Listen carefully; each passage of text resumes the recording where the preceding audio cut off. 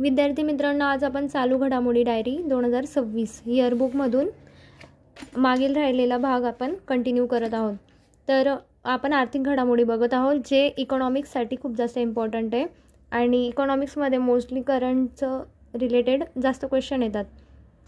तर यामध्ये तुमचं करंटचं इकॉनॉमिक्सचं सर्व कंप्लीट होत आहे. म्हणजे तुम्हाला फक्त इकॉनॉमिक्सचं फक्त नोट्स करायची गरज आहे आणि करंट यातून कवर होऊन जाईल. तर आज बघू एक राज्य एक RRB. तर एका राज्यात एकच प्रादेशिक ग्रामीण बँक असेल याविषयी केंद्रीय अर्थ मंत्रालयाने 5 एप्रिल 2025ला अधिसूचना काढली आहे. तर यामध्ये 11 राज्यांतील विद्यमान 15 प्रादेशिक ग्रामीण बँकांचं एकत्रीकरणाला मान्यता दिली आहे. तर किती? तर 15 प्रादेशिक ग्रामीण बँकांच्या एकत्रीकरणाला मान्यता दिली आहे. आपल्याला टोटल किती करायचे आहे? 28. तर आता आधी किती होत्या प्रादेशिक ग्रामीण बँका? 43. आणि त्या आता 28 अस्तित्वात येणार आहे जेव्हा या 15 एकत्रित होतील. तर RRB एकत्रीकरण टप्पा पहिला 2005 ते 10 पासून RRBचं एकत्रीकरण चालू आहे. 2005 पासून सुरू झालं. तर 196 वरून 82ला झालं. दुसरा टप्पा होता 12 ते 14, 82 वरून 56ला गेलं.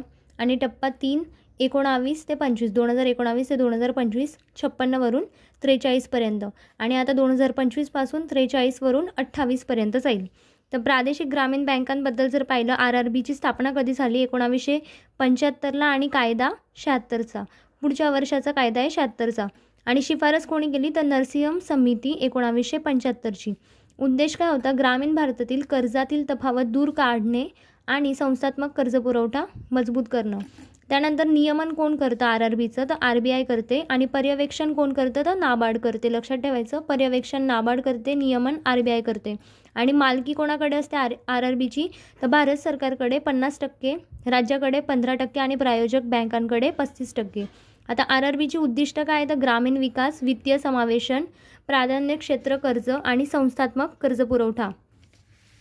त्यानंतर IRTC आणि IRFCला नवरत्न दर्जा प्राप्त झाला आहे. IRTC कंपनी ही 25वी आणि IRFC ही 26वी आहे. तर Indian railway catering and tourism corporation IRCTC तर ही कंपनी आहे जी 25वी नवरत्न आहे.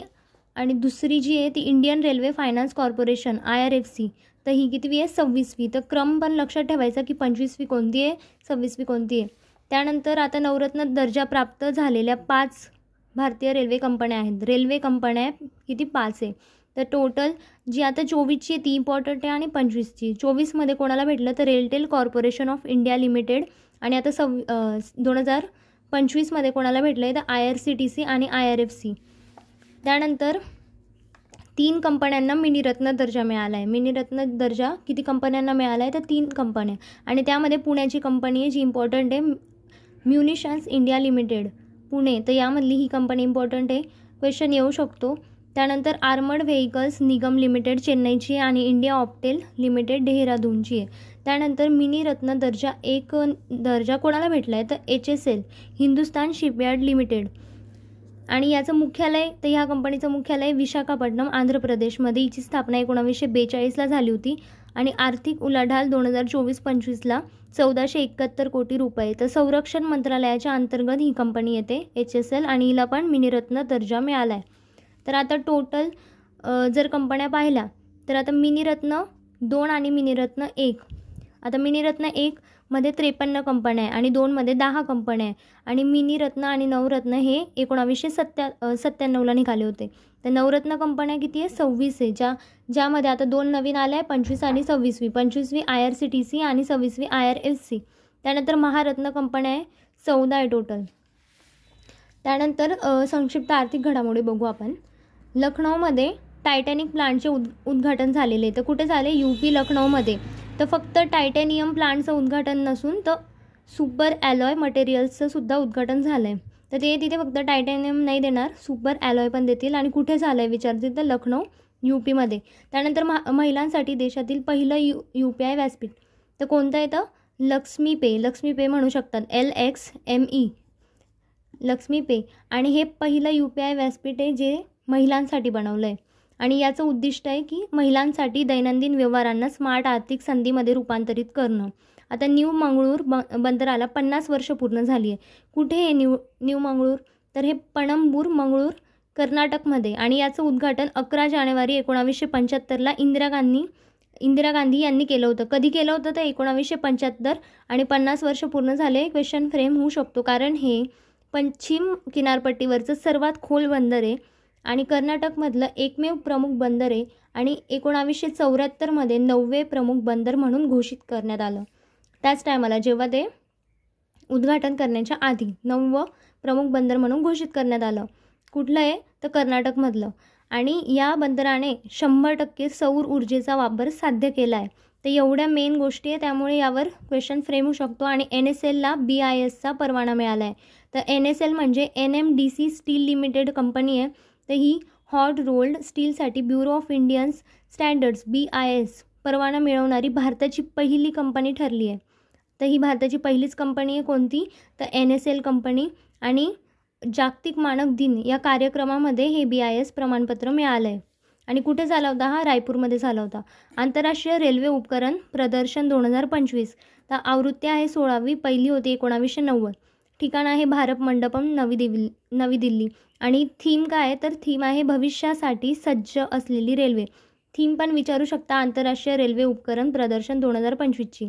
त्यानंतर हे इम्पॉर्टंट आहे का? आशियातलं सर्वात मोठं आणि जगातलं दुसरं सर्वात मोठं रेल्वे प्रदर्शन आहे. कोणतं? तर आंतरराष्ट्रीय रेल्वे उपकरण प्रदर्शन 2025. कुठे झालं आहे? लक्षात ठेवायचं. त्यानंतर देशातील पहिले वेअरेबल पेमेंट इकोसिस्टीम. तर कुठे हे? रिंग 1 हे देशातलं पहिलं वेअरेबल पेमेंट इकोसिस्टीम आहे, आणि IIT मद्रासचं होतं. ही जी कंपनी ही सुरुवातीला IIT मद्रासमधून प्रवास करून म्यूज वेअरेबल्स या कंपनीसोबत तिने करार केला, आणि रिंग 1 हे त्यांनी वेअरेबल पेमेंट इकोसिस्टम बनवलेलं आहे. म्हणजे परिधान करता येणारी डिजिटल पेमेंट प्रणाली याचं अनावरण केलं. आणि ही प्रणाली म्यूज वॉलेट आणि रुपे नेटवर्कवर आधारित आहे. तर कोणत्या याच्यावर आधारित आहे? म्यूज वॉलेट आणि रुपेवर आधारित आहे. आणि नाव लक्षात ठेवा, रिंग 1. त्यानंतर आहे एक्साईज सुरक्षा ॲप. आंध्र प्रदेशचे मुख्यमंत्री N. चंद्रबाबू नायडू यांनी घोषणा केली आहे. एक्साईज सुरक्षा ॲप सुरू करण्याची घोषणा केली आहे. म्हणजे परवानाधारक दुकानांमध्ये विकल्या जाणाऱ्या दारूच्या गुणवत्तेची पडताळणी ग्राहकांना करता यावी, यासाठी हे ॲप आहे. आंध्र प्रदेशच्या मुख्यमंत्र्यांनी केलं होतं. त्यानंतर चुनखडी आता प्रमुख खनिज झालं आहे. तर चुनखडी हे आता प्रमुख खनिज, म्हणजे आधी ते गौण आणि प्रमुख खनिज या वर्गीकरणात यायचं, आणि आता फक्त प्रमुख खनिजात वर्गीकृत केलं गेलं आहे. आधी कशात यायचं? गौण आणि प्रमुख, आता फक्त प्रमुख. त्यानंतर विकसित भारत स्ट्रॅटेजी रूम. नीती आयोगाने मसुरी उत्तराखंड इथे Lal Bahadur Shastri national academy of administration इथे 9 ऑक्टोबर 2025 म्हणजे लबसनाला विकसित भारत स्ट्रॅटेजी रूमचे उद्घाटन केलेलं आहे. तर कसलं उद्घाटन केलं आहे? विकसित भारत स्ट्रॅटेजी रूम कुठे केलं आहे विचारतील तर मसुरी उत्तराखंडला. आणि हे नीती आयोगाने केलं आहे. नीती आयोगाला 10 वर्ष पूर्ण झाली आहे. हे येऊ शकतं क्वेश्चन त्याच्याशी रिलेटेड. तसंच नीती आयोगाचे मुख्य कार्यकारी अधिकारी BVR सुब्रमण्यम यांच्या हस्ते नीती फॉर स्टेट्स व्यासपीठांतर्गत यूज केस चॅलेंज अवॉर्ड्स प्रदान करण्यात आलं आहे. यांच्या हस्ते यूज केस चॅलेंज अवॉर्ड प्रदान करण्यात आलं होतं. त्यानंतर CBDCसाठी रिटेल सँडबॉक्स. आता हे retail sandbox reserve bank of इंडियाने सेंट्रल बँक डिजिटल करन्सीसाठी सुरू केलं आहे. तर कोणी सुरू केलं? RBIने सुरू केलं. आणि हे देशातलं पहिलं रिटेल रुपी चाचणी सुरू झाली आहे. 1 डिसेंबर 2022 पासून सुरू झालेली आहे. आणि 2025मध्ये कोणासाठी त्यांनी चालू केलं तर सेंट्रल बँक डिजिटल करन्सीसाठी. त्यानंतर FIDCला स्वनियामक संस्थेचा दर्जा मिळाला आहे. तर RBIने गैर बँकिंग कर्ज क्षेत्रातली नियामक अनुपालन सुनिश्चित करण्यासाठी फायनान्स इंडस्ट्री डेव्हलपमेंट काउन्सिलला स्वनियामक संस्था हा दर्जा हा दर्जा प्रदान केला. तर कोणी दिला आहे? RBIने. आणि कोणाला? FIDCला. त्यानंतर कतारमध्ये UPI सेवा. आता भारताचं जे UPI आहे ते कुठे सुरू झालं आहे? कतारमध्ये. आणि कतार कितवा देश आहे? 8वा देश आहे. त्यानंतर पहिला जो होता तो भूतान होता. पुढे विकसित भारत बिल्डथॉन 2025. शिक्षण मंत्रालय आणि अटल इनोव्हेशन मिशन आणि नीती आयोग यांच्या संयुक्त विद्यमानाने 13 ऑक्टोबर 2025ला विकसित भारत बिल्डथॉन 2025चे आयोजन करण्यात आलं. तर कोणी केलं आहे? नीती आयोगाने केलेलं आहे. आणि ग्रुप कॅप्टन शुभांशु शुक्ला हे याचे ब्रँड ॲम्बॅसेडर आहे, हे लक्षात ठेवा. कोण आहे तर ग्रुप कॅप्टन शुभांशु शुक्ला. त्यानंतर अरुणाचलमधील पहिली व्यावसायिक खाण, तर अरुणाचल प्रदेशमध्ये कोणती आहे जी कोळशाची व्यावसायिक खाण आहे, पहिली आहे नामचिक नामफूक. नाव तिचं लक्षात ठेवायचं, नामचिक नामफूक. त्यानंतर ही 1996मध्ये नॉर्थ ईस्टर्न कोलफिल्ड यांनी बंद केली होती. तर 1996 नंतर आता ती पहिलीच आहे अरुणाचल प्रदेशमधली. त्यानंतर मित्रा प्लॅटफॉर्मचे अनावरण कोणी केलं तर सेबीने केलेलं आहे. आणि याचा उद्देश काय आहे तर गुंतवणूकदारांना त्यांच्या निष्क्रिय किंवा दावा न केलेल्या म्युच्युअल फंडातील गुंतवणुकीचा मागोवा घेण्यास आणि ती रक्कम परत मिळवण्यासाठी मदत करणं, हे याचा उद्देश आहे. कसलं मित्र प्लॅटफॉर्म विचारतील कोणी तर सेबीने केलं आहे. त्यानंतर MSME सेवा पर्व 2025 कार्यक्रम केंद्रीय सूक्ष्म लघु मध्यम उद्योग मंत्रालयाने वाराणसी UP इथे MSME सेवा पर्व 2025 विरासत से विकास या कार्यक्रमाचं आयोजन केलं आहे. तर कुठे गेलं? वाराणसी, उत्तर प्रदेश. आणि नाव काय होतं? विरासत से विकास. त्यानंतर डिजिटल पेमेंटसाठी 2 फॅक्टर ऑथेंटिकेशन अनिवार्य. आता RBIने डिजिटल पेमेंट व्यवहारांना अधिक सुरक्षित करण्यासाठी 2 फॅक्टर ऑथेंटिकेशन पलीकडे अतिरिक्त जोखीम आधारित तपासणी अनिवार्य केलेली आहे. 2 फॅक्टर ऑथेंटिफिकेशन हे त्याने अनिवार्य केलं आहे. आणि हे कधीपासून लागू होणार तर 1 एप्रिल 2026 पासून. त्यानंतर प्रगती व्यासपीठाची बैठक. पंतप्रधान नरेंद्र मोदी यांनी 24 सप्टेंबर 2025ला नवी दिल्लीतील दक्षिण ब्लॉक येथे प्रगतीच्या 49व्या बैठकीच्या अध्यक्षस्थान भूषवलं. तर कुठे? नवी दिल्लीतल्या दक्षिण ब्लॉकमध्ये. कसलं? प्रगतीचं. ही 49वी बैठक होती. आणि हे प्रगती प्लॅटफॉर्म 5 मार्च 2015 रोजी व्यासपीठाची सुरुवात झालेली याची. आणि भारत तिसरा सर्वात मोठा सौर ऊर्जा उत्पादक झालेला आहे. कितवा आहे तर तिसरा आहे, कारण 125 गीगावॅटपर्यंत आता भारताची ऊर्जा निर्मिती क्षमता पोचली आहे. त्यामुळे भारत जगातला तिसरा सर्वात मोठा सौर ऊर्जा उत्पादक देश बनला आहे. विचारू शकतात कितवा तर तिसरा. त्यानंतर माही बांसवाडा अणुऊर्जा प्रकल्पाची पायाभरणी. राजस्थानमधील बांसवाडा येथे अणुशक्ती विद्युत निगम लिमिटेडच्या माही बांसवा अणुऊर्जा प्रकल्पाची पायाभरणी झाली आहे. कुठे झाली? राजस्थानमधील बांसवाडा येथे झाली. आणि या प्रकल्पामध्ये प्रत्येकी 700 मेगावॅट क्षमतेचे 4 प्रेशराइज्ड हेवी वॉटर रिॲक्टर असतील. आणि या प्रकल्पाची क्षमता किती? 2800 मेगावॅट आहे. आणि हा व्हिडिओ थोडा लेंदी असेल त्यामुळे तुम्ही स्पीडली बघू शकतात व्हिडिओला. त्यानंतर देशातील पहिले फ्रेट व्हिलेज तर कुठे येते तर उत्तर प्रदेशमधील वाराणसीजवळ रामनगर येथील रालहूपूर या भागात भारतातील पहिल्या फ्रेट व्हिलेजची पायाभरणी केली आहे. तर कुठे फ्रेट व्हिलेज तर रालहूपूर किंवा उत्तर प्रदेशमधल्या वाराणसी. काही येऊ शकतं, लक्षात ठेवायचं. आणि भावनगर गुजरात इथे समुद्रातून समृद्धी कार्यक्रम आयोजित केला आहे. समुद्रातून समृद्धी कार्यक्रम कुठे आयोजित केला तर भावनगर गुजरात इथे. त्यानंतर मुंबई आंतरराष्ट्रीय क्रूज टर्मिनल इंदिरा डॉक येथील मुंबई आंतरराष्ट्रीय क्रूज टर्मिनलचं उद्घाटन झालेलं आहे. आता पंतप्रधान नरेंद्र मोदी यांनी केलं इंदिरा डॉक. त्यानंतर हे भारतातलं सर्वात मोठं आंतरराष्ट्रीय क्रूज टर्मिनल आहे. इंदिरा डॉक हे भारतातलं सर्वात मोठं आहे. आणि क्रूज भारत मिशन अंतर्गत याची पायाभरणी करण्यात आली आहे. त्यानंतर लॉजिस्टिक डेटा बँक 2.0 तर हे काय आहे? नवी दिल्ली इथं याचं अनावरण केलं आहे. आणि भारताला डिजिटलदृष्ट्या सक्षम, गुंतवणुकीसाठी तयार आणि निर्यात स्पर्धात्मक अर्थव्यवस्था बनवणे हा त्याचा उद्देश आहे. त्यानंतर पायाभूत उद्योग दर्जा तर केंद्र सरकारने मोठ्या जहाजांचा हार्मनाइज्ड मास्टर लिस्ट ऑफ इन्फ्रास्ट्रक्चर मध्ये समावेश केला आहे. तर कोणाला केला आहे तर मोठ्या जहाजांना. आणि पायाभूत उद्योग हा दर्जा मिळाला आहे. भारताच्या सार्वभौम रेटिंगमध्ये बदल झालेला आहे. तर आता जपानी क्रेडिट रेटिंग एजन्सी रेटिंग आणि इन्व्हेस्टमेंट इन्फॉर्मेशन R&I भारताचे सार्वभौम रेटिंग BBB वरून BBB+ झालं आहे. म्हणजे BBB आहे ना, याला फक्त प्लस साईन दिलं आहे आणि रेटिंग वाढवलं आहे. तर याचा मिनिंग काय? या निर्णयानंतर भारतीय अर्थव्यवस्थेसाठी स्थिर दृष्टिकोन कायम ठेवण्यात आला आहे. आता पहिला खाजगी स्ट्रॅटेजिक पेट्रोलियम रिझर्व तर मेघा इंजिनिअरिंग आणि इन्फ्रास्ट्रक्चर लिमिटेड पुढील 5 वर्षात देशातलं पहिलं खाजगी क्षेत्रातलं स्ट्रॅटेजिक पेट्रोलियम रिझर्व उभारणार आहे. तर पुढच्या 5 वर्षांमध्ये हे उभारणार आहे. आणि हे पहिलं खाजगी क्षेत्रामधलं आहे. कोणतं तर मेघा इंजिनिअरिंग हे उभारणार आहे. आणि कुठे उभारलं जाईल तर कर्नाटकमधील पदूर येथे उभारलं जाईल. आता भारत तिसरी सर्वात मोठी वाहन उद्योग बाजारपेठ झाले. कोणाला मागे टाकलं आहे तर जपानला. ऊर्जा क्षमतेमध्ये सुद्धा भारत तिसरा होता. वाहन उद्योग बाजारपेठमध्ये सुद्धा भारत तिसरा आहे. आणि कोणाला मागे टाकलं तर जपानला मागे टाकलं आहे. त्यानंतर याची नवी दिल्ली इथे झालेल्या आंतरराष्ट्रीय मूल्य शिखर परिषदमध्ये जाहीर केलं. तर आंतरराष्ट्रीय मूल्य शिखर परिषद 2025 नवी दिल्लीला झाली आहे. त्यानंतर UK India infrastructure financing bridge, तर याला 1 वर्ष पूर्ण झाला. तर हा कुठे साजरा केला गेला आहे तर लंडनमध्ये साजरा केला गेला. त्यानंतर भारत इस्रायल द्विपक्षीय गुंतवणूक करार, नवी दिल्ली इथे भारत आणि इस्रायलचा द्विपक्षीय गुंतवणूक करार झाला. आणि इस्रायल हा भारताच्या सुधारित गुंतवणूक कराराचा आराखडा स्वीकारणारा OECDचा आर्थिक सहकार्य आणि विकास संघटना पहिला सदस्य देश बनला आहे. म्हणजे हा पहिला सदस्य देश आहे OECDचा. कोण? इस्रायल. आणि कडधान्य उत्पादन दुप्पट करण्याचं उद्दिष्ट आहे. तर कधीपर्यंत? नीती आयोगाने ठरवलं आहे 2047 पर्यंत. त्यानंतर नीती आयोगाने 2030 पर्यंत कडधान्यांमध्ये भारताला स्वावलंबी बनवण्याचं ठरवलं आहे आणि 2047 पर्यंत डाळीचं उत्पादन दुप्पट करण्याचं. तर हे वर्ष लक्षात ठेवा. 30 पर्यंत स्वावलंबी आणि 47 पर्यंत डाळीचं उत्पादन दुप्पट करायचं ठरवलं आहे नीती आयोगाने. त्यानंतर भेल आणि होरायझन टेक यांच्यामध्ये करार झाला आहे. तर भेल कंपनी आपली भारताची आणि सिंगापूरची होरायझन कंपनी आहे.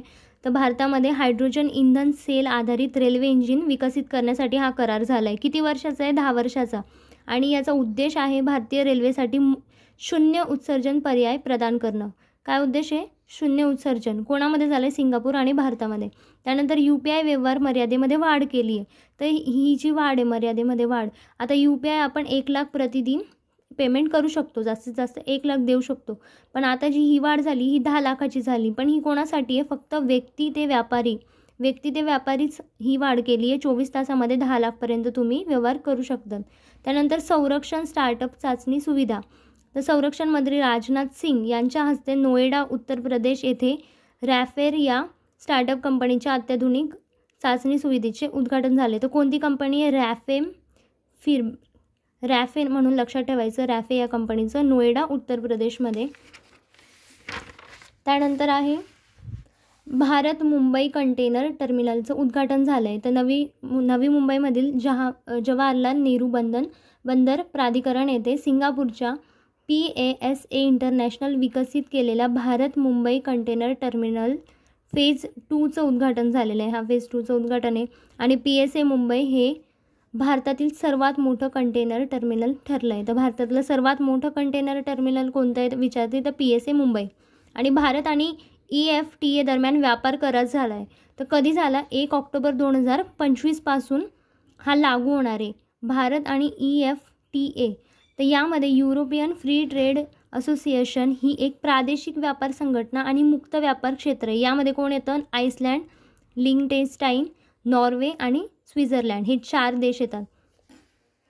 त्यानंतर या कराराची वैशिष्ट्यांमध्ये कायदेशीर बंधनकारक व्यापार आणि शाश्वत विकास तरतुदी असलेला भारताचा पहिला मुक्त व्यापार करार आहे. त्यामुळे हा इम्पॉर्टंट आहे. आणि प्राप्तिकर संकलनात वाढ झाली आहे. प्राप्तिकर संकलनामध्ये आता प्राप्तिकर म्हणजेच इन्कम टॅक्स. तर इन्कम टॅक्स हा कॉर्पोरेट टॅक्सपेक्षा पहिल्यांदाच काय झाला आहे? वाढला आहे. 2014मध्ये इन्कम टॅक्स किती होता? 38% आणि कंपनी कर होता 61%. पण 2024मध्ये आता आयकर किती आहे? 53% आणि महामंडळ 46.6%, म्हणजेच कंपनी कर 46. तर यावर प्रश्न फ्रेम होऊ शकतो इकॉनॉमिक्समध्ये की आयकर हा आता जास्त आहे महामंडळ करापेक्षा. त्यानंतर भारत आफ्रिका व्यापार $100 अब्ज पुढे गेलेला आहे. एवढंच मेन आहे त्यात. भारत आफ्रिका $100 अब्ज पुढे गेला आहे. आणि MSMEसाठी सेंटर ऑफ एक्झलन्स. तर स्टेट बँक ऑफ इंडियाने state bank academy Gurugram Haryana येथे MSMEची स्थापना केली आहे. सेंटर ऑफ एक्झलन्स कुठे आहे MSMEचं? तर गुरुग्राम हरियाणामध्ये. त्यानंतर पंजाब नॅशनल बँक डोमेनवर स्थलांतरित झाले. पण मग कोणत्या डोमेनवर स्थलांतरित झाले? तर .bank.in या डोमेनवर स्थलांतरित झाले. आणि ही जे .bank.in असतं हे केवळ भारतीय बँकांसाठी आहे. तर पंजाब नॅशनल बँक ही भारतातली पहिली सार्वजनिक क्षेत्रातली बँक बनली आहे जिने हे डोमेन एक्सेप्ट केलं आहे. त्यानंतर fin.in कोणासाठी असतं? 2 डोमेन असतात. RBIने हे दोघी डोमेन काढलेले असतात. तर RBIने bank.in हे काढलं आहे फक्त भारतीय बँकांसाठी आणि fin.in नॉन बँकिंग वित्तीय संस्थांसाठी. तर शासकीय योजना आता शासकीय योजना ही कधी चालू झाली तर 2021ची आहे आणि या योजनेअंतर्गत केंद्र सरकार राज्यांना 50 वर्षासाठी व्याजमुक्त कर्ज देते शासकीय योजने थ्रू. त्यानंतर ह्या वर्षामध्ये आर्थिक वर्षामध्ये 16 राज्यांसाठी 56,415 कोटींच्या भांडवली गुंतवणुकीच्या प्रस्तावना मंजुरी झालेल्या आहे. तर याबद्दल आहे, पण कधी सुरू झाली लक्षात ठेवा 2021मध्ये. आणि याचं काय काम करते ही तर केंद्र सरकारकडनं राज्यांना 50 वर्षाचं व्याज मुक्त कर्ज दिलं जातं. आणि IOC ही पहिली भारतीय बँक ठरलेली आहे. कशासाठी की तिला ISCC कॉर्सिया हे प्रमाणपत्र प्राप्त करणारा देशातला पहिली कंपनी ठरली आहे. देशातली पहिली कंपनी आहे कोणती? IOC. आणि IOCने पाणीपत रिफायनरीमधून उत्पादित होणारे शाश्वत विमान इंधन पुरवण्यासाठी एअर इंडियाशी भागीदारीसुद्धा केली आहे. पाणीपत रिफायनरीमधून उत्पादित होणारे शाश्वत विमान इंधन पुरवण्यासाठी कोणासोबत भागीदारी? एअर इंडियासोबत. त्यानंतर NTPC ठरली पहिली कंपनी. वीज पुरवठा सातत्य राखण्यासाठी आंतरराष्ट्रीय मानक स्वीकारणारी, तर ही आंतरराष्ट्रीय मानक स्वीकारणारी भारताची पहिली सार्वजनिक क्षेत्रातली कंपनी आहे NTPC. त्यानंतर स्वागत FI पोर्टल आहे. सेबीने परदेशी गुंतवणूकदारांना स्वागत FI नावाचं एक पोर्टल सुरू केलेलं आहे. परदेशी गुंतवणूकदारांसाठी आहे ज्यावर ते नोंदणी करू शकतात. आणि याचा फुल फॉर्म काय आहे तर single window automatic and generalised access for trusted foreign investors. त्यानंतर KSFEची 1 लाख कोटी रुपयांची उलाढाल झाली आहे. केरळ राज्य वित्तीय उद्योग 1 लाख कोटी रुपयांची व्यावसायिक उलाढाल पार करणारी भारतातली पहिली विविध बिगर बँकिंग कंपनी आहे. ही जी कंपनी आहे KSFE केरळ राज्य वित्तीय उद्योग, तर हिने काय केलं आहे 1 लाख कोटी रुपयांचा व्यावसायिक उलाढाल पार केली आहे. त्यामुळे ही भारतातली पहिली विविध बिगर बँकिंग कंपनी ठरली आहे. विविध बिगर बँकिंग कंपनी कोणती आहे तर KSFE विचारू शकतात. केरळऐवजी दुसरं राज्याचं नाव देतील, त्यामुळे लक्षात ठेवा. आणि ह्या कंपनीचं मुख्यालय कुठे आहे तर थ्रिसूरमध्ये. त्यानंतर E-नाम अंतर्गत पहिला आंतरराज्य व्यापार. तर E-नाम म्हणजे राष्ट्रीय कृषी बाजाराअंतर्गत राष्ट्रीय कृषी बाजार. तर यामध्ये पहिला आंतरराज्य व्यापार झाला आहे. कोणामध्ये झाला आहे? जम्मू काश्मीर आणि महाराष्ट्र यांमध्ये झाला आहे. आणि हे इलेक्ट्रिक नाम प्लॅटफॉर्म आहे ज्यामधून आपण देशभरातील कृषी उत्पन्न बाजार समित्यांना जोडणं आणि शेतमालासाठी एकात्मिक राष्ट्रीय बाजारपेठ तयार करू शकतो. पण कोणामध्ये करार झाला आहे लक्षात ठेवा? जम्मू काश्मीर आणि महाराष्ट्र. आणि हे व्यासपीठ कधी आलं? 2016ला आलं. त्यानंतर 10,000वा FPO सुरू झालेला आहे. तर कुठे झाला? बिहारमधील खगरिया या जिल्ह्यामध्ये झाला आहे. आणि हा FPO कशासाठी होता तर मका, केळी आणि भात या पिकांवर लक्ष केंद्रित करण्यासाठी. आणि मोदींनी 2020मध्येच ही योजना चालू केली होती. कशासाठी तर शेतकरी उत्पादक संघटनांची निर्मिती आणि प्रोत्साहनासाठी. मग आता 10,000 कंप्लीट झाले, तर कितवा आहे लक्ष म्हणजे ते विचारतील की कितवा आहे तर बिहारमधला खगरिया हा 10,000वा FPO आहे. त्यानंतर BSEला 150 वर्ष पूर्ण झाली आहे. BSEची स्थापना झाली होती 1875मध्ये. संस्थापक होते प्रेमचंद्र रायचंद. हे कापूस व्यापारी होते त्या टायमाचे 1875चे. तर आज 150 वर्ष पूर्ण झाले. आणि हे आशियातील सर्वात जुनं स्टॉक एक्सचेंज आहे. त्यानंतर आशियातील सर्वात लांब मालगाडी. भारतीय रेल्वेने 9 ऑगस्ट 2025ला रुद्रास्त्र नावाची आशियातली सर्वात लांब मालगाडी सुरू केली आहे. नाव काय आहे तर रुद्रास्त्र. आणि याची चाचणी कुठून कुठपर्यंत घेतली तर उत्तर प्रदेशमधलं गंज ख्वाजा आणि गढवा झारखंड इथपर्यंत चाचणी घेतली होती. कसली? रुद्रास्त्रची. त्यानंतर हरित पोलादाची व्याख्या आता निश्चित केली आहे. म्हणजे उत्सर्जित होणाऱ्या कार्बन डायऑक्साईडच्या प्रमाणावर आधारित उत्पादनांना स्टार रेटिंग देण्यासाठी मानकांसह ग्रीन स्टील वर्गीकरण जारी केलं. तर त्यामध्ये या हरित पोलाद म्हणून आपलं ओळखलं जातं. म्हणजे 3 स्टार भेटलं होतं म्हणजे जो आता पोलाद निर्मिती प्रकल्प आहे भारताचा, तर त्याला 3 स्टार रेटिंग भेटली. त्यामुळे ते काय म्हणून ओळखलं जातं तर हरित पोलाद म्हणून, कारण ते 2.2 टनपर्यंत कार्बन डायऑक्साईड उत्सर्जित करतं. तर हे लक्षात ठेवा, हरित पोलाद म्हणून ओळखलं जातं. आणि रेटिंग 3 स्टार. त्यानंतर आधारभूत वर्षामध्ये बदल केलेला आहे. तर केंद्र सरकारने आता सकल देशांतर्गत उत्पादन आणि GDP या दोघांच्या मोजणीसाठी नवीन आधारभूत वर्ष आहे. तर पहिले काय होतं 11-12 होतं, आता नवीन कोणतं आहे 2022-23. आणि समिती कोणती होती? विश्वनाथ गोल्डर समिती. त्यानंतर 4-5 मध्ये अभिजित सेन गुप्ता समिती होती. 11-12 मध्ये के सुंदरम समिती होती आणि 22-23 साठी विश्वनाथ गोल्डर समिती.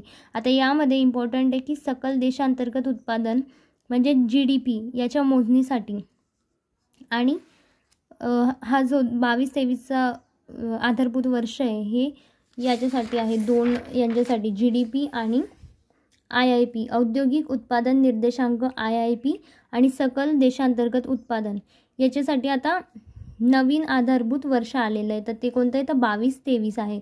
पहिले होतं 11-12. लक्षात ठेवण्यासाठी 11च्या दुप्पट करायचं, 11च्या दुप्पट 22-23. आणि आता ग्राहक किंमत निर्देशांकसुद्धा आहे. तर याचं पहिले होतं 2012 आणि आता काय 2024. तर हे वेगवेगळे ते कन्फ्यूज करू शकतात. तर IIP GDP आणि CPI लक्षात ठेवायचं. CPIच वेगळा आहे, 2024 हे IIP GDP 22-23 आहे. त्यानंतर आहे अमेरिका सर्वात मोठा व्यापारी भागीदार आहे. अमेरिका सर्वात मोठा व्यापारी भागीदार ठरला आहे. कोणाचा? तर भारतासोबत व्यापार आर्थिक वर्ष 2024-25 मध्ये $131.84 अब्ज गेला आहे भारत आणि अमेरिकेचा व्यापार. तर त्यामुळे सलग 4थ्या वर्षी अमेरिका भारताचा सर्वात मोठा व्यापारी भागीदार ठरला आहे.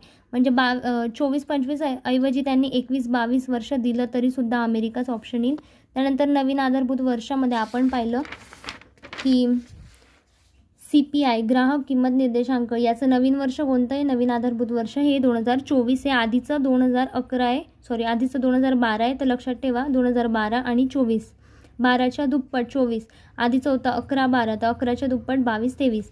त्यानंतर गुजरात ठरले अव्वल निर्यातदार राज्य. तर जास्तीत जास्त निर्यात कुठून होते? तर गुजरातमधून होते. आणि 2 नंबर महाराष्ट्र. महाराष्ट्राचा नंबर लक्षात ठेवा 2 आणि पहिला आहे गुजरात. त्यानंतर AU स्मॉल फायनान्स बँक. तर ही AU स्मॉल फायनान्स बँक ही युनिव्हर्सल सार्वत्रिक बँकेत रूपांतरित करण्यासाठी हिला मान्यता मिळालेली आहे. तर अशी ही युनिव्हर्सल बँक बनण्यासाठी तत्वतः मान्यता मिळवणारी कोणती बँक आहे? तर पहिली स्मॉल फायनान्स बँक ठरली आहे. तर कोणती? AU लक्षात ठेवा. त्यानंतर हार्ट ऑन व्हील्स उपक्रम. केंद्रीय वस्त्रोद्योग मंत्रालयाने 5 ऑगस्ट 2025 रोजी हार्ट ऑन व्हील्स या योजनेची सुरुवात केलेली आहे. केंद्राचा उपक्रम आहे ऑगस्ट 2025 हार्ट ऑन व्हील्स. आणि याची थीम काय होती? तर माझा हातमाग, माझा अभिमान, माझे उत्पादन आणि माझा अभिमान सेम आहे, फक्त हातमाग आणि उत्पादन हे लक्षात ठेवा. थीम विचारू शकतात. त्यानंतर यामध्ये या योजनेअंतर्गत विशेषतः डिझाईन केलेल्या मोबाईल व्हॅनद्वारे हातमाग उत्पादने शहरी भागातील बाजारपेठा, निवासी क्षेत्र आणि सांस्कृतिक केंद्रांमध्ये पोहोचवली जातात. त्यानंतर UPI व्यवहाराचा विक्रम. आता UPI व्यवहाराने आता दैनंदिन जीवनामध्ये आपण UPI व्यवहार करतो. तर ह्यावेळेस विक्रम केलेला आहे, 700 दशलक्ष टप्पा ओलांडला आहे. तर व्यवहारांनी म्हणजे हा जो UPI व्यवहार चालतो आपला दैनंदिन जीवनामध्ये जे आपण पेमेंट करतो ऑनलाईन, तर त्याचा पहिल्यांदाच 700 दशलक्ष टप्पा ओलांडला गेला आहे. म्हणजे 2023 मध्ये 350 होता, 2024 मध्ये 500 आणि सरकारचं लक्ष काय? तर प्रतिदिन 100 दशलक्ष व्यवहार. त्यानंतर PM एकता मॉल. आता केंद्र सरकारने एक जिल्हा एक उत्पादन उपक्रमाअंतर्गत 27 राज्यांमध्ये PM एकता मॉल स्थापन करायला मान्यता दिली. तर किती राज्यांमध्ये? 27. आणि कोणत्या उपक्रमाअंतर्गत येतो? एक जिल्हा एक उत्पादन. त्यानंतर PM एकता मॉल कारागीर आणि उत्पादकांसाठी कायमस्वरूपी रिटेल मंच उपलब्ध करून देतात. तर रिटेल मंच उपलब्ध करून देतात कोणासाठी? कारागीर आणि उत्पादकांसाठी. त्यानंतर महाराष्ट्राला नवी मुंबईसाठी 195.14 कोटी रुपये मिळाले यामध्ये. त्यानंतर भारत टॅक्सी. आता भारत या ब्रँड अंतर्गत 300 कोटी रुपयांचा अधिकृत भांडवलाच्या पाठिंबाने नवी टॅक्सी सेवा सुरू करण्यात येणार आहे. कोणता ब्रँड आहे? तर भारत आहे. आणि 8 प्रमुख सहकारी संस्था एकत्र येऊन या नवीन कंपनीची स्थापना करणार आहे. त्यानंतर GST मूल्यांकनासाठी फेसलेस प्रकल्प. तो कोणी सुरू केला? भारतातलं पहिलं राज्य आहे केरळने. आणि कशासाठी? GST साठी. त्यानंतर यापूर्वी आयकर सारख्या प्रत्यक्ष करांसाठी फेसलेस मूल्यांकन आणि अपील प्रणाली सुरू केली आहे. आधी आयकरसाठी केली होती, पण GST साठी भारतातलं पहिलं राज्य कोणतं आहे? तर केरळ आहे. त्यानंतर RBI डिजिटल पेमेंट इंडेक्स. तर RBI देशातला डिजिटल पेमेंट वाढीचा मागोवा घेण्यासाठी एक डिजिटल पेमेंट इंडेक्स तयार केला आहे. कोणी केला आहे? तर RBIने केला आहे. आणि यामधून पेमेंटच्या डिजिटायझेशनची पातळी आणि वाढ मोजली जाते. कसली? तर देशभरातली. आणि हे कोण करतं? तर RBI करतं. आणि वर्षातनं 2 वेळेस हा निर्देशांक मोजला जातो. तर त्यासाठी आधारभूत वर्ष काय आहे? तर 2018 आधारभूत वर्ष आणि निर्देशांक 493.22 पोचला आहे ह्या वर्षाचा. त्यानंतर भारतातील पहिला स्किल इम्पॅक्ट बॉन्ड. तर भारतातला पहिला स्किल इम्पॅक्ट बॉन्ड राष्ट्रीय कौशल्य विकास महामंडळाने सुरू केला आहे. तर कोणी सुरू केला? राष्ट्रीय विकास कौशल्य महामंडळ. त्यानंतर आहे जगातील सर्वात मोठा कौशल्य विकास बॉन्ड. तर हा जगातला सर्वात मोठा कौशल्य विकास बॉन्ड आहे. कोणता? Skill impact bond. त्यानंतर सक्षम निवेशक मोहीम. ही मोहीम किती दिवसाची आहे? तर ही मोहीम 100 दिवसाची राष्ट्रीय मोहीम असेल. कोणती? सक्षम निवेशक. आणि याचा उद्देश काय? भागधारकांना कंपन्यांकडे जमा असलेला दावा न केलेल्या लाभांशाबद्दल जागरूक करणं आणि त्यांचा कायदेशीर लाभांश परत मिळवण्यासाठी मदत करणं. तर कोणती मोहीम आहे? नाव लक्षात ठेवा, सक्षम निवेशक. त्यानंतर विदर्भातील पहिला एकात्मिक पोलाद प्रकल्प कुठे आहे? तर गडचिरोली कोनसरी. एवढंच विचारू शकता, गडचिरोली कोनसरी येथे. आणि पहिला एकात्मिक पोलाद प्रकल्प आहे हा विदर्भातील. तसंच ह्याच जिल्ह्यामध्ये, गडचिरोली जिल्ह्यामध्येच हेद्री येथील LMEL 5 दशलक्ष टन प्रतिवर्ष लोह खनिज ग्राइंडिंग प्लांटचं सुद्धा उद्घाटन केलं आहे. म्हणजे हा एकात्मिक पोलाद प्रकल्प कुठे? कोनसरी. आणि लोह खनिज ग्राइंडिंग प्लांट विचारलं तर हेद्री. या नावांमध्ये कन्फ्युजन व्हायचं नाही. त्यानंतर 3 खाणींना 7 स्टार रेटिंग मिळालेली आहे. तर कोणकोणत्या आहे 3? एक आहे अल्ट्राटेक सिमेंटची, जी नौकारी म्हणून ओळखली जाते, नौकारी चुनखडी खाण. त्यानंतर टाटा स्टीलची आहे नोआ मुंडी लोह खनिज खाण. आणि संदूर मॅग्नीज आणि लोह खनिज लिमिटेड कम्मथरू खाण. या 3 खाणी आहे, नौकारी, नोआ मुंडी आणि कम्मथरू. त्यानंतर देशातली पहिले राष्ट्रीय सहकारी विद्यापीठ कोठे? तर हा खूप गाजलेला आहे. हा क्वेश्चन मे बी फ्रेम होऊ शकतो. आनंद गुजरात इथे देशातलं पहिलं राष्ट्रीय सहकारी विद्यापीठाचं भूमिपूजन करण्यात आलं.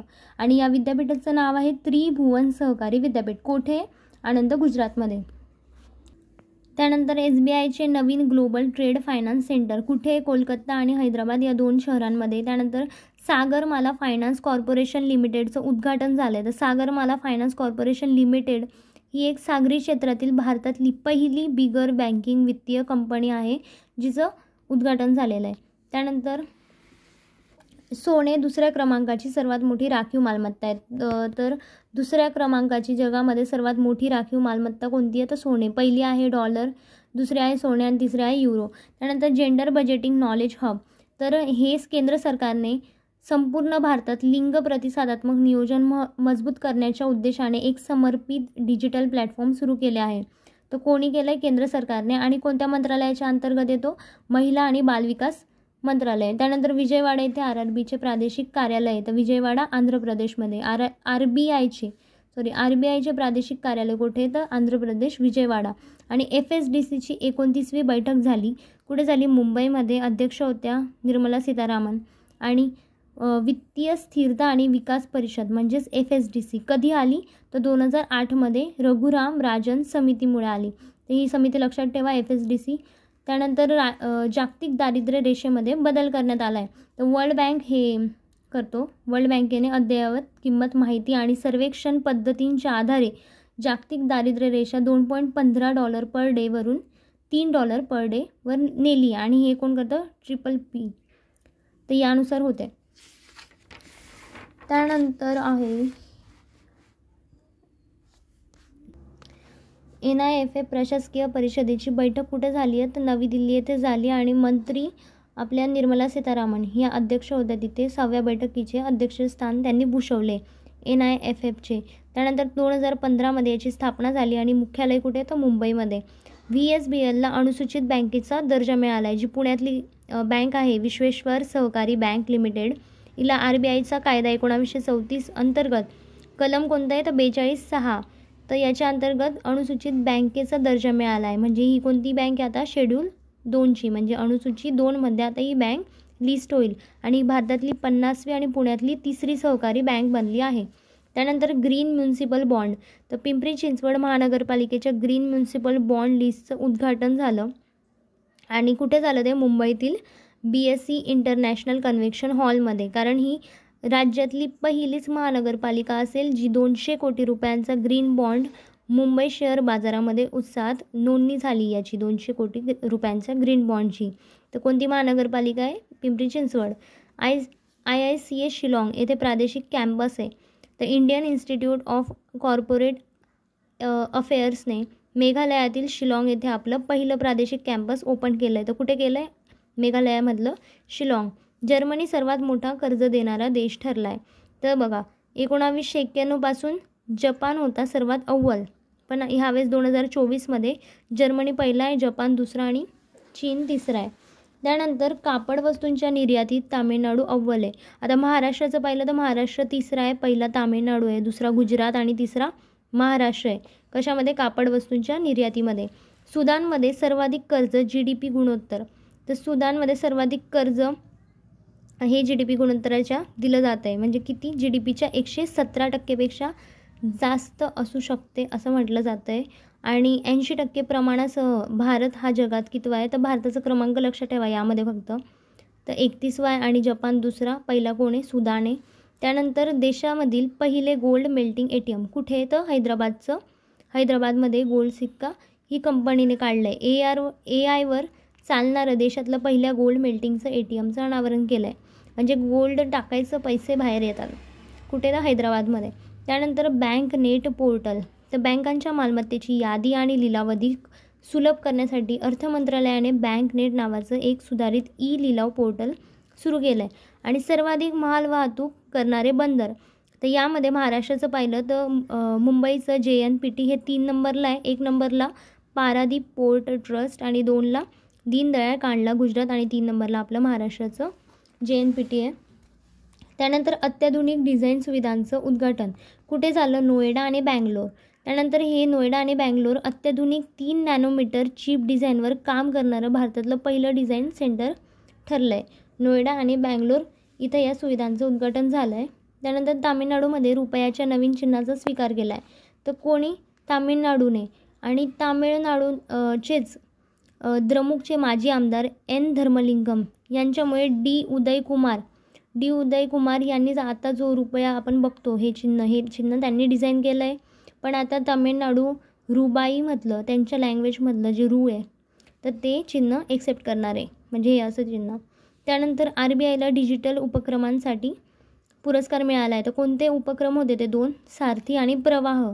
तर त्यासाठी लंडनकडून डिजिटल ट्रान्सफॉर्मिंग अवॉर्ड 2025ने गौरव केलेला आहे. त्यानंतर वाराणसीमध्ये मल्टी मॉडल लॉजिस्टिक पार्क आहे. तर कुठे? तर UPच्या वाराणसीमध्ये.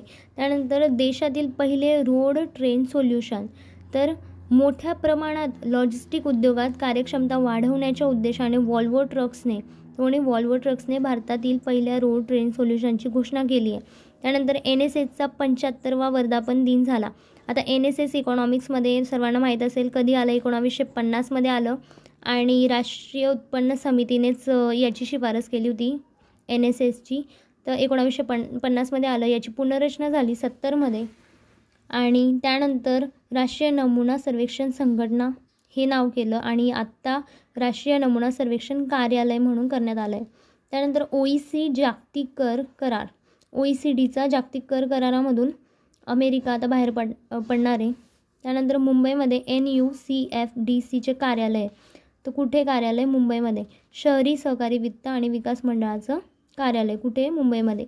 सॉफ्टवेअर निर्यातीत बँगलोर देश अव्वल आहे आणि आपलं महाराष्ट्रामधून पुणे हा तिसरा आहे. सॉफ्टवेअर निर्यातीमध्ये पुणे तिसरं आहे, बँगलोर पहिला आणि हैदराबाद दुसरं. त्यानंतर मोस्ट फेवर्ड नेशन दर्जा निलंबित, स्वित्झर्लंडने भारतासोबतचा जो दुहेरी कर टाळण्याचा कर जो केला होता सर्वात पसंतीचा देश म्हणून, तर तो आता निलंबित केला आहे. आणि कधीपासून होता हा करार? 1994मध्ये अंमलात आला आणि 2010मध्ये सुधारणा केली आणि आता तो निलंबित केला आहे. त्यानंतर VDS मालमत्ता आणि भांडवली मालमत्ता, तर आयकर विधेयक 2025मध्ये आभासी डिजिटल मालमत्तांना भांडवली नफा कर आणि नियामक तपासणी अंतर्गत आणून मालमत्ता आणि भांडवली मालमत्ता म्हणून वर्गीकृत करण्यात आलं आहे. तर यामध्ये VDAवर 30% आणि जो कर व्यवहार आहे त्यावर 1% TDS लागणार. त्यानंतर MSMEचं वर्गीकरणात बदल. आता हे खूप इम्पॉर्टंट आहे. MSMEचं वर्गीकरणामध्ये बदल केलेला आहे. तर यामध्ये गुंतवणूक आणि उलाढाल हे सेपरेट केले आणि सूक्ष्म लघु मध्यम जे उद्योग आहे त्यासाठी आता जे गुंतवणूक करतील, पूर्वी 1 कोटी होतं, आता 2.5 कोटी झालं आहे. आणि पहिले लघुसाठी 10 कोटी होतं, आता 25 कोटी गुंतवणूक करू शकतात. मध्यमसाठी 50च्या ऐवजी 125 कोटी. आणि उलाढाल मर्यादा किती आहे? तर उलाढाल मर्यादा सूक्ष्मसाठी 5 कोटीवरून आता 10 कोटी आहे, लघुसाठी 50वरून 100 कोटी, मध्यमसाठी 250वरून 500 कोटी. तर यामध्ये मध्यम जे आहे ते लक्षात ठेवायचं. गुंतवणूक 50ची 125 कोटी आहे आणि उलाढाल मर्यादा 250ची दुप्पट 500 कोटी आहे. तर उलाढालसाठी दुप्पट करायची आणि गुंतवणुकीसाठी मल्टिप्लाय बाय 2.5 प्रत्येकाला. त्यानंतर सेलचे दुबईमध्ये कार्यालय. तर सेलचं कार्यालय कुठे? दुबईमध्ये. सेल कंपनी आली 1954मध्ये. हिचं मुख्यालय कुठे? नवी दिल्लीमध्ये. भारताची एकूण निर्यात उच्चांक पातळीवर. तर RBIने जाहीर केलेल्या आकडेवारीनुसार आर्थिक वर्षात भारताची एकूण निर्यात 824.9 अब्ज अमेरिकन डॉलरच्या उच्चांक पातळीवर पोहोचली आहे. आता काहींनी अजून आकडा पाठ केला असेल त्यांनी लक्षात ठेवा की 824 778 ऐवजी काय 824 आणि कितीने वाढ झाली? 6.01% वाढ झाली आहे. 6वा सेमीकंडक्टर प्रकल्प कुठे? तर UPमध्ये. त्यानंतर 4 नवीन सेमीकंडक्टर प्रकल्पांना मंजुरी मिळाली आहे. त्यामध्ये ओडिसा, पंजाब आणि आंध्र प्रदेशमध्ये 2 ओडिसामध्ये, 1 पंजाबमध्ये आणि 1 आंध्र प्रदेशमध्ये सेमीकंडक्टर प्रकल्प. सर्वाधिक लांब पल्ल्याची वंदे भारत कुठून कुठपर्यंत आहे? तर नागपूर ते पुणे. आणि ही सर्वाधिक लांब पल्ल्याची वंदे भारत एक्सप्रेस ठरली आहे. म्हणून लक्षात ठेवा नागपूरचं अजनी ते पुणे इथे